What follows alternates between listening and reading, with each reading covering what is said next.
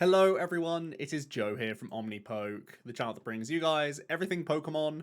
If you're looking for PTCGO codes, including the stuff from Chilling Reign, make sure you go ahead and check out the Potown store. You can get a 5% discount on your order using that code Omnipoke. For today's video, we are going to be looking at Blissey V, 5 different ways to play this really creative, interesting card.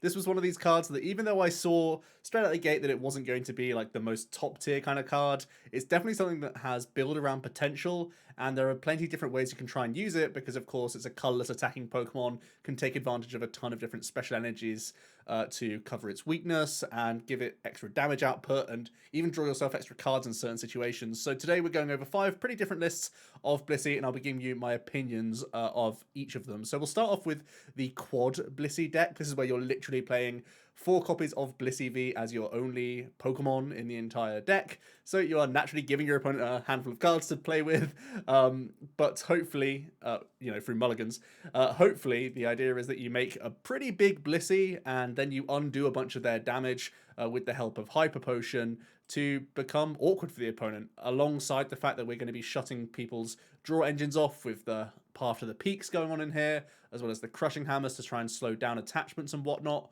Really, the core of most of these Blissey engines is going to be trying to combine it with Cape of Toughness to become a 300 hit point 2-prize Pokemon. So it's really just a lot of meat to get through a lot of the time.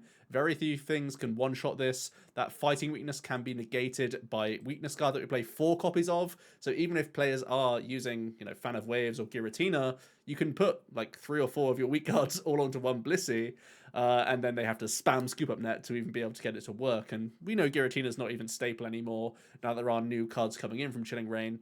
So yeah, the weak cards actually can protect your fighting weakness, which is really important, of course. And it can defend you against like Zapdos, even if you have 2 of them attached. So yeah, that's really the tankability of the archetype in general. This list specifically is going to play a lot of disruption stuff with the paths, the hammers, the stamps. It's got the 4 hyper potions where you discard 2 energy and heal 120. You can try and combine that off with Malolana to have turns where you're undoing a ton of damage, even if you are just going in with a new Blissey and just doing a Blissful Blast for, like the 40 damage. You can then get 2 on the go to really start having that sort of fallback plan if one does get knocked out, because that's kind of the issue with this sort of list. It feels like that you go all in, you literally put all your eggs into one basket, and you hope that, the healing that you do is going to be good enough to like sort of withstand your opponent's first attacker or 2. And if you start running low on those hyper potions, if you can't find Malolana at the right time, things really get slow for you, and your rebuild is just hitting for like 40 damage, and that's really, really poor most of the time. So the way that we try and sort of make up for this and make sure that we keep drawing despite being under our own path to the peak and having no Pokemon here, we're trying to use 4 draw energies, and we're trying to use 4 lucky energies, which are actually very, very decent in this sort of deck, where the Blissey has so much hit points. You get multiple uses here. You take a hit and you can draw, based on how many lucky energies you have in play, 2-3 cards, which is pretty good value for you. So as soon as the luckies and the powerfuls hit the discard pile, these are sort of the priority energies that you want to recover with that Blissful Blast attack alongside Weakness Guard in the right matchup. But yeah, you have extra discard in this list with the Hapus, the Researchers, and the Quick Balls, but that's just about it. You're playing Quad Blissey, you're trying to really make the game awkward for the opponent just via Path and Crushing Hammer, really, and the undoing of damage. This one really preys on some of the lower damage output lists, but those archetypes that can reach those high 200 thresholds or can go all the way over the top of the Blissey will, this list will basically fold immediately. So that's something to bear in mind. Next up, we have a welding base list. This is playing on the sort of toolbox that you have available to you. Obviously, you can also attach basic energies from the discard pile with the Blissey.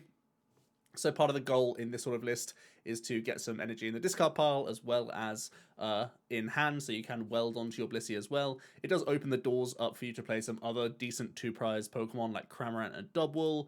Obviously, Dubwool gets the benefit of having powerful colorless at its disposal as well, which is extra benefit for the Dubwool player.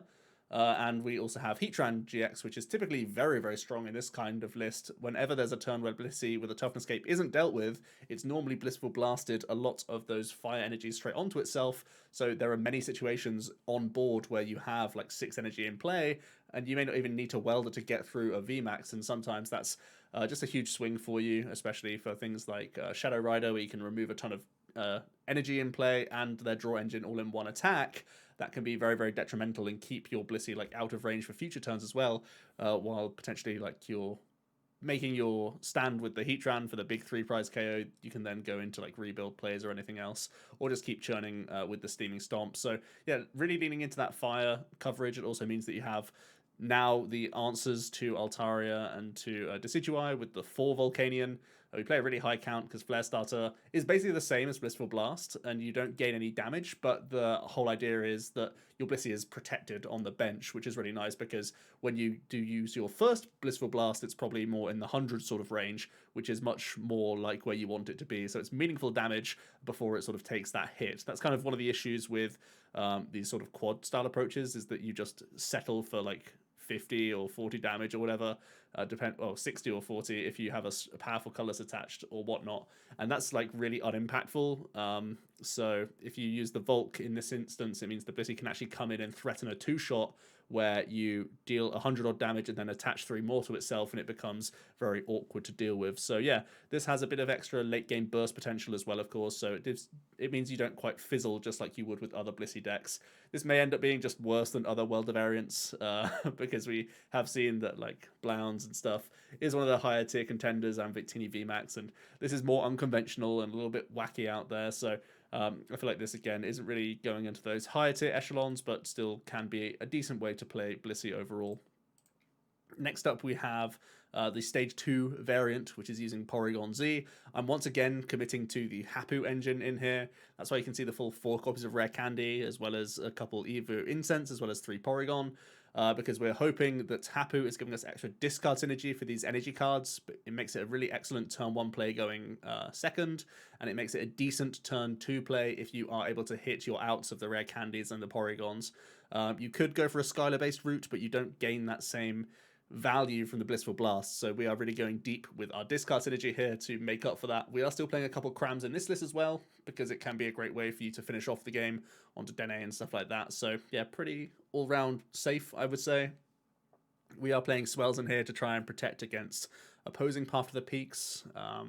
Outside of that, it's very straightforward. Again, we're trying to weave in some lucky energies here, get some extra draws in while you can. Obviously, you have recycle energies that come back to your hand in this sort of approach.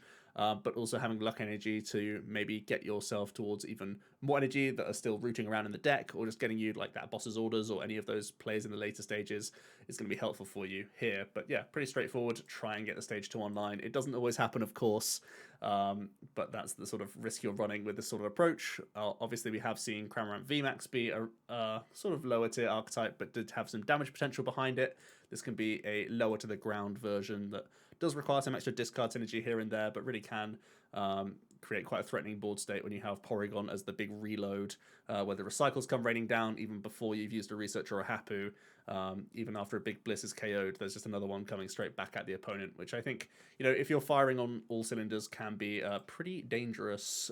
So yeah, that just leaves a couple archetypes. Let's go for the one that I think has the most potential, the Cinccino variant. I think this comes out the gate a little bit slow, feels quite similar to the quad build, but there are some big benefits to playing this sort of 60. So we aren't playing the lucky energies, we aren't playing draw energy, anything like that. We're playing a slightly lower energy count in general to most of the Blissey lists that we've looked at so far, but we are gaining Aurora, which is always nice. It gives you additional discard synergy in those opening stages, because you can attach the Aurora and discard a special energy from hand if you're holding multiple to get yourself early activation of Blissful Blast. But these Auroras actually open the door for a couple really cool things. Suspicious Food Tin is now an activated card, so you can use tinnies rather than hyper potions, so that you are getting, you know, a slightly little bit less heal, but you are retaining more damage. So it's a bit of a trade-off compared to the hyper potion. But of course, these Auroras also double up as being a way to attack with Galarian Zapdos V, which is honestly the reason why this has been doing better than other Blissey builds, is because we get to use Zapdos. Zapdos is just a crazy good card. It's a great way for you to, again, finish the game without just like fizzling out when a big Blissey gets KO'd. Now we can come in and Thunderous Kick, be it on a Crobat or something like that, or just finishing a VMAX off that we've just hit into previously with the Blissey. Of course, this gives us a very reasonable time against Eternatus, which is typically one of the more difficult matchups for Blissey if you don't you know, slam an early path to the peak down or something like that. So Galarian Zapdos makes a matchup much easier for you, and just is in general a great way for you to close out games needing very few resources. And of course, once you've got the Cinccino army up and running, you have good draw towards that late game to make sure you don't whiff these out. So we still have that healing element where we have the Malolanas, we have the food tins in here as well. So this just feels like a more balanced approach to some of the others that we've looked at. Like the quad Blissey build is just hoping to brick your opponent on the off chance, whereas this list has a bit more longevity to it and more of a stable sort of mid to late game, which I think is very reasonable. So this is the one that I would bank on if I was going to be putting more testing into any Blissey variants after the games that I've had with it so far. But that could just be because Zapdos is such a good card that it's sort of bringing the rest of the deck up a notch. But that's just my personal opinion. And then finally, we have a very out there list, which is trying to use Aurora Energies and Bronzong to allow us to do one very specific thing, and that is to Blissful Blast for just out of range of a KO, thanks to the fact that we can use Bronzong to move these energies around, and Blissful Blast is a 30 times multiplier. We can make sure that we are just out of range of a KO on hopefully a tag team Pokemon or a VMAX Pokemon, and then you shove 8 energies, including one Aurora, onto a Buzzmosa and you Beast Game GX for a 6 prize turn, dealing 50 damage. Now, there's tons of reasons why this could go wrong. Of course, there can be all sorts of healing and stuff like that in general. And of course, you can like prize the Buzzmosa, and you can just not get enough energy in play in general. So there's a lot of reasons why this is more of an Exodia variant compared to the others, but it's a really great way to demonstrate what Blissey is actually capable of, which is flooding the board of energy early. This is complemented even more so by having sources in here. Intrepid Sword is an extra way to get energies into play if you haven't been able to bin many early on compared to a Blissful Blast, and it can be, you know, a decent end of turn effect to make sure that we're drawing into more cards, because we don't have the most amount of supporters in here. We're just playing the 4 research and the 3 Marnies. So having the end of turn Intrepid is decent. You've got a Zamazenta in here just to be one of these cards that can buy you time into VMAX matchups. And, you know, when you play double Toughness Cape, let's be honest, Zamazenta is a win condition against some of these sorts of archetypes because he's just so annoying to get through. So this can play a little bit more traditionally if it has to. If you really are trying to grind out those wins, you can lean into the Zacian and the Zamazenta part of the deck that little bit more, and then the Blissey Pheromosa thing is like that surprise package in certain matchups where it comes off. So definitely more on the fun side of things. It's a kooky one. I think you can play around with this a little bit more. Maybe even more energies are required in the deck. Maybe rather than playing Swell, you could go for Viridians for extra discard synergy. Yes, it's very risky against the amount of path decks that are in the format right now, but it does just allow that Blissful Blast and the sources to be more online more quickly. So that could be the trade-off that we are going for. So yeah, that is going to be 5 different lists of Blissey. Like I said, I think the ones with the most potential are the Cinccino build and the Welder build, but that's, you know, there are better Welder decks to play than Blissey, so that's not saying much.